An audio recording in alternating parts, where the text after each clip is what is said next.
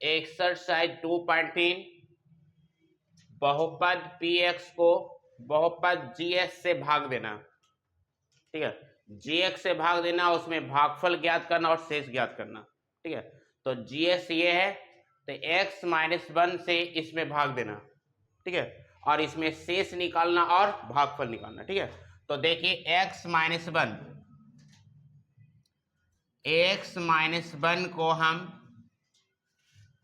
x³ में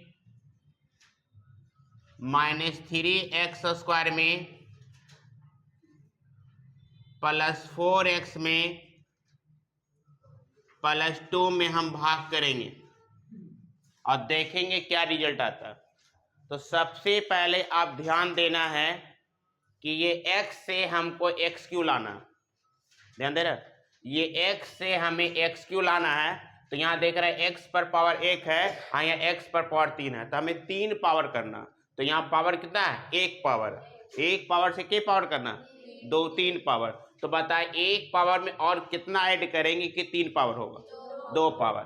आप जानते हैं कि गुना में पावर जुड़ जाता है, तो 2 यहाँ लिखेंगे। तो 2 पावर और 1 पावर 3 पावर। नहीं जानते तो याद रखिएगा, x को हम जब x² से गुना करते हैं तो ये गुना में इसका पावर जुड़ जाएगा, दोनों का लेटर सेम रहेगा ना, तो इसका पावर जुड़ जाएगा।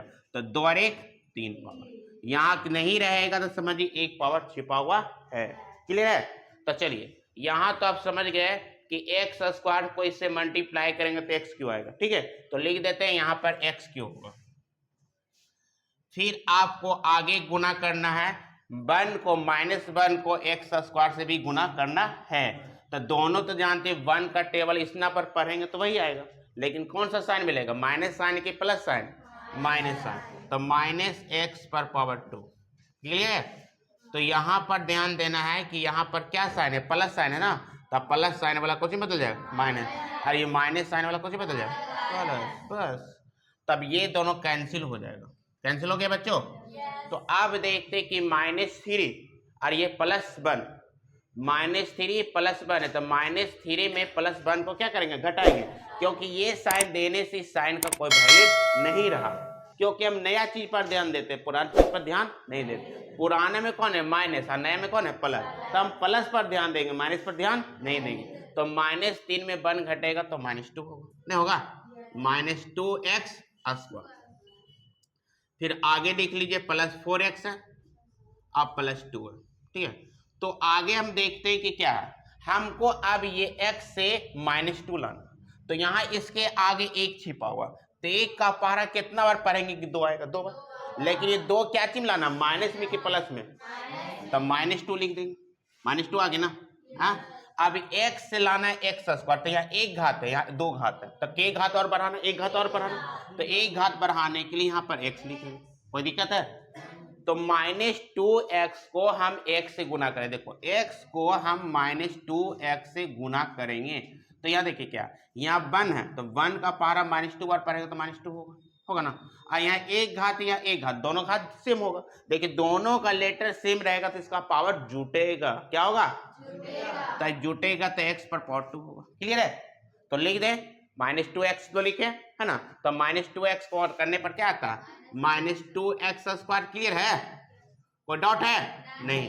अब यहाँ माइनस को जब माइनस से गुना करेंगे तो प्लस होगा ना बच्चों, तो प्लस का प्लस, और यहाँ 1 को 2x से गुना करते क्या आ जाएगा? 2x।